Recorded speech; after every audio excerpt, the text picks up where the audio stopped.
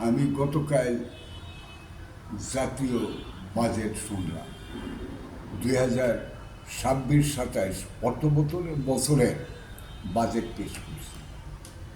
এই বাজেটের মধ্যে সুশাসন, আইনের শাসন, সামাজিক নিরাপত্তা এবং সামাজিক নিরাপত্তার কথা বলছি এবং ঘুষ দুর্নীতি মুক্ত রাষ্ট্র গঠনের।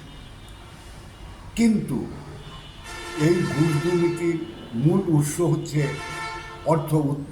অর্থ উপার্জন করা, অবৈধভাবে কালো টাকা উপার্জন করা।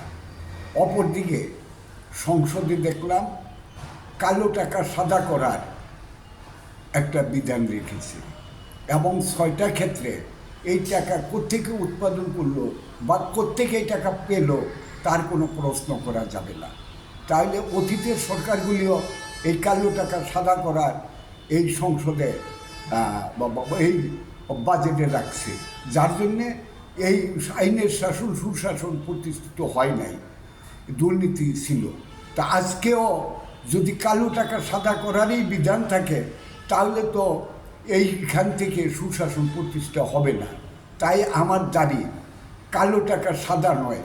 তাহলে আজকে যারা অবৈধ আয় করেছে কালো টাকা, সেইটা সম্পূর্ণ আইনের মাধ্যমে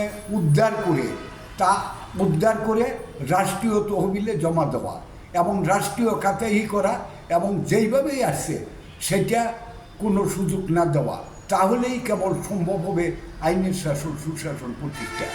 আরেকটা দিক, আজকে অনেকে বলছে যে ইউনুস গংরা এই 1.5 বছরে হাজার হাজার কোটি টাকা বিদেশে পাচার করছে। আজকে তাদের এই টাকাটা কিছু ট্যাক্সের মাধ্যমে সাদা করার আবার কোনো নীল নকশা আছে কিনা।